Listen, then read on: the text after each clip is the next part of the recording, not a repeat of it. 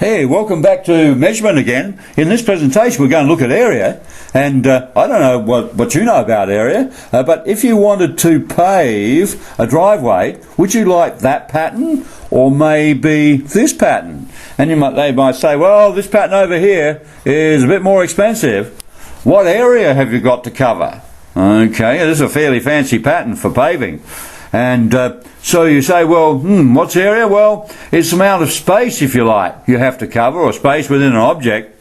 And the same thing happens when you try to do something like this with your lawn, a nice flower bed in there.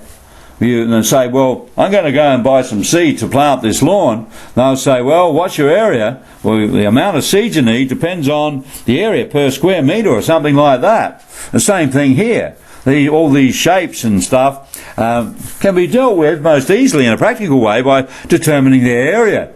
And painting stuff. How much paint? Well, this count of paint will cover 10 square metres, something like that. So you'll know how much paint you need. All of that stuff. So let's have a look at what you might think of as an area. Okay, so here's a definition from Hayes and Harris Publications, Maths Applications. And we're taking some screen clippings from there. So here we are. The area within a shape is the number of square units enclosed by the shape.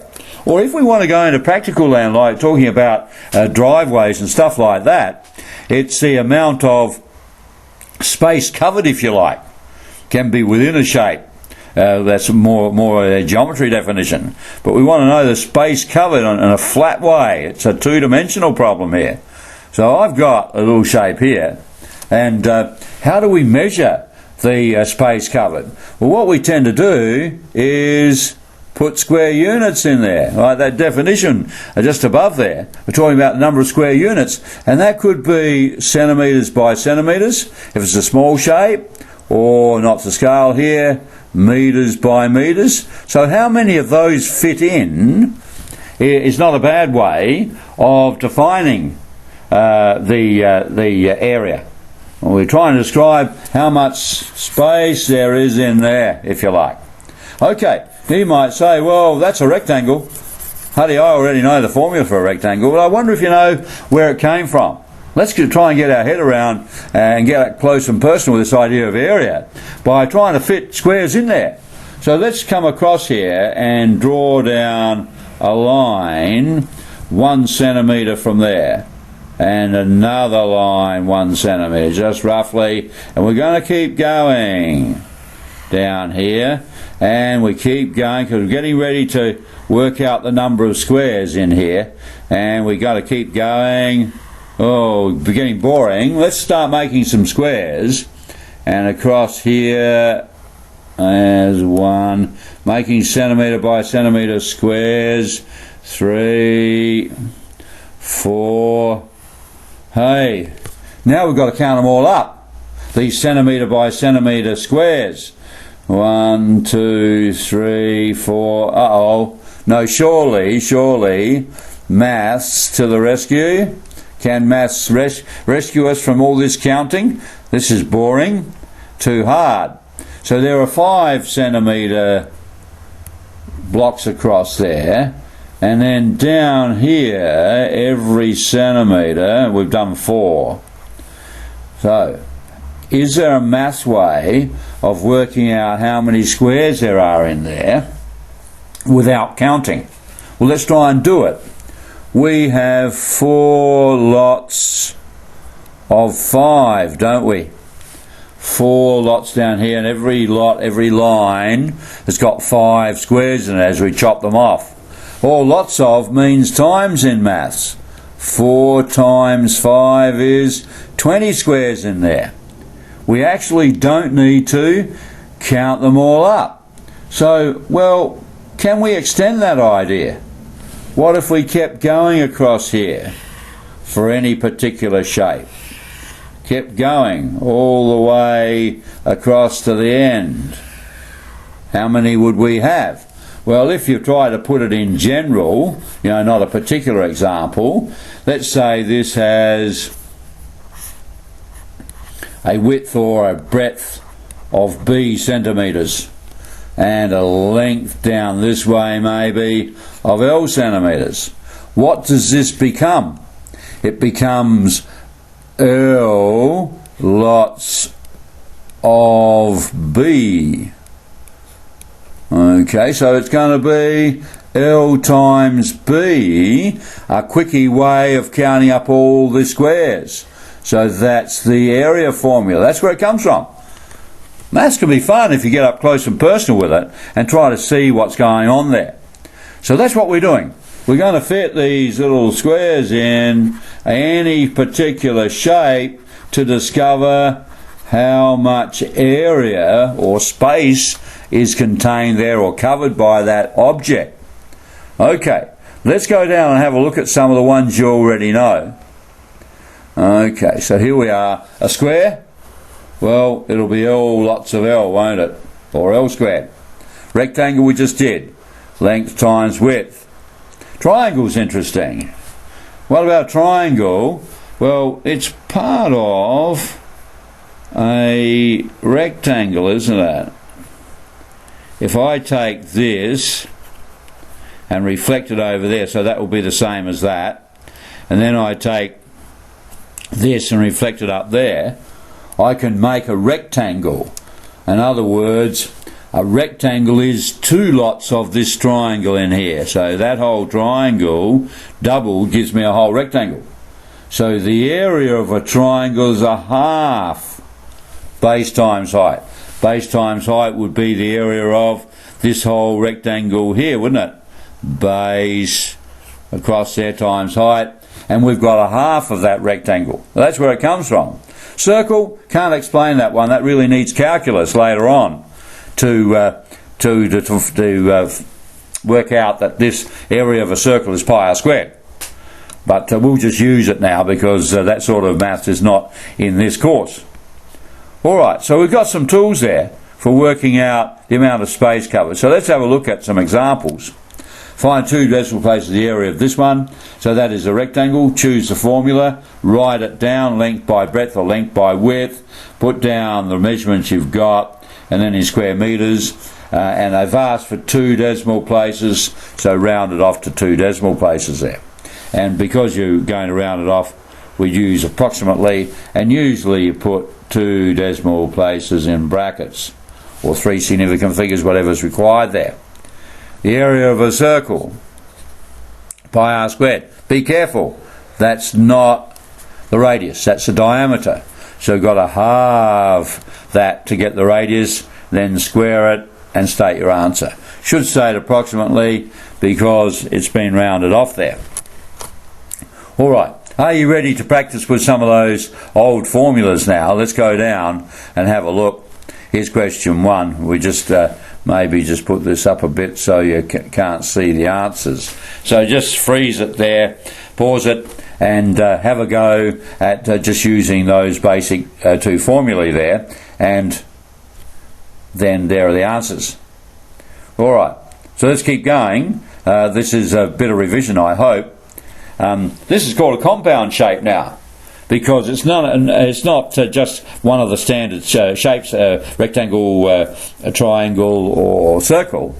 And the first way of doing it, so this is method 1 if you like, method 1 of doing compound shapes, where you split it into two known shapes, this one and this one. Okay, so it's a sum. So the idea is the area of this compound figure is the sum of two known shapes. So it's length by breadth plus a half base times height, giving a total sum again to two decimal places of 22.4 metres squared. Okay, notice there was now no rounding off here, so there's no approximate sign there. Okay, so that's method 1. Take your compound shape and split it into known shapes, and then add them up. Got it? I think you probably did a bit of this before. And here's method 2. Method 2, I'll put this here. It doesn't matter which method. Sometimes you can use either of them. Other times it's convenient to do one or the other.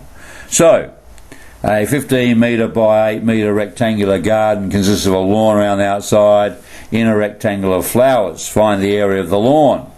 Now this strip around the outside is not a known shape.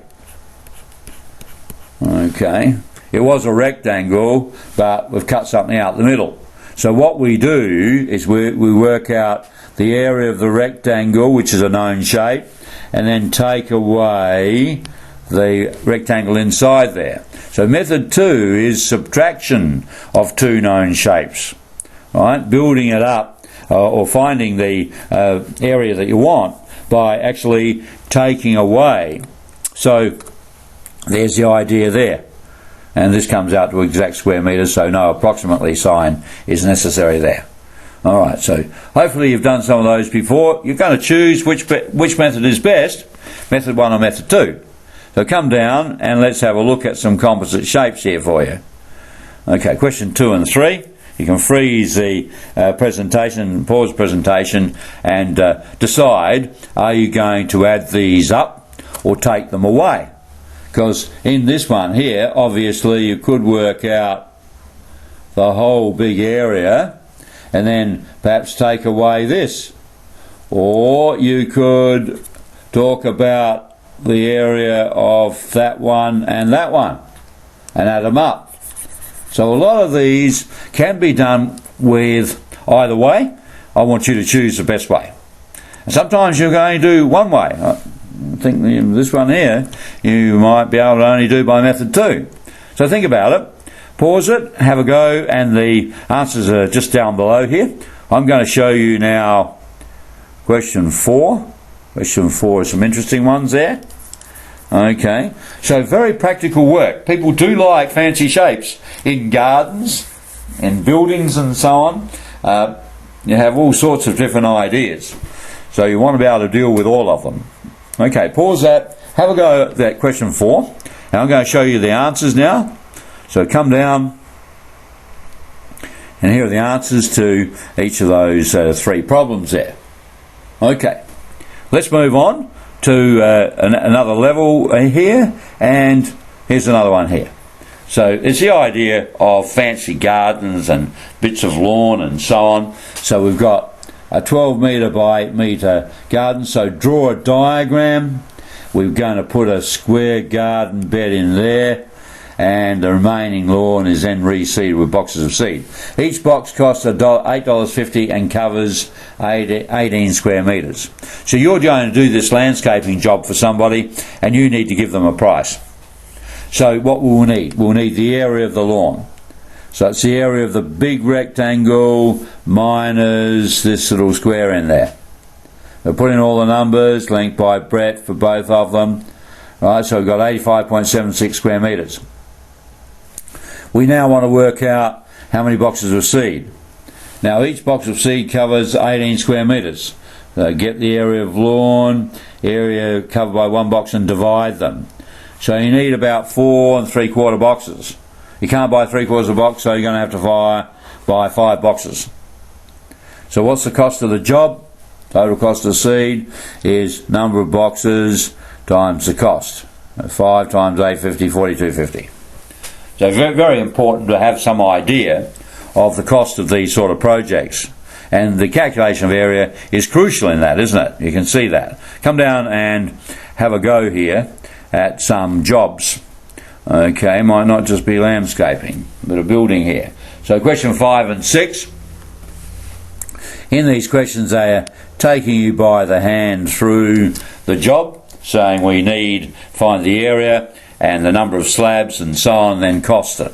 So just remember, you need a diagram, maybe underline some of these things and put them on the diagram. Standard problem solving technique, so you get everything there that you need and you can work it out. Okay, pause the presentation, have a go at those two, and the answers will be down below. I've got another one here for you, another couple actually. I think it goes to 10, but we'll have a look at that in a minute. So 7, 8, 9. And if you're going to do 8, you'll need to go back to your textbook where they had a problem there, and I didn't show that earlier on the screen. So let's have a look at 10 now. Okay, we'll just put this up so you can't see that. Okay, answer yet? Okay, so number 10 is a very practical problem with area. Painting and staining a door. Okay, this is very important when you're costing this. How many litres in the can? What's the area covered per litre? Cost per tin of paint. Okay, or can of paint there. Okay, that's an important question. Okay, very practical question. All right, pause it, have a go. I want to show you the answers now. Okay, there's 5 through 10. And there you are. It was a fairly expensive exercise, wasn't it, that room? $239 worth. Okay. Right, let's finish off with a little bit more here now. And this is a formula which is a bit easier to work out the area of a triangle. Well, it's not easier, but maybe we don't have the height in there. So half base times height won't work because we don't know what that height is. So Heron, a bit of a mathematics man, devised this formula. Now I'm not going to prove that one to you because it's going to be a bit complicated for you to understand. It's not actually part of the course, but using it as a tool is. So this is Heron's formula, very important if you're working with the area of a triangle which is not right angled. Okay, so you can't use half base times height because you don't have the height. Okay, it's not right angle. There's no height is shown, no h available, if you like. Okay, so you can't use that formula. So let's look at this formula that he's got. So it's an interesting one. You first of all calculate S, which is half the sum of the three sides. So add up the three sides, divide by 2. That's what you do first of all.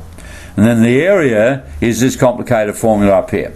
It's the square root of that S value you just found, times S take one of the sides, then S take the other side, and S take the third side.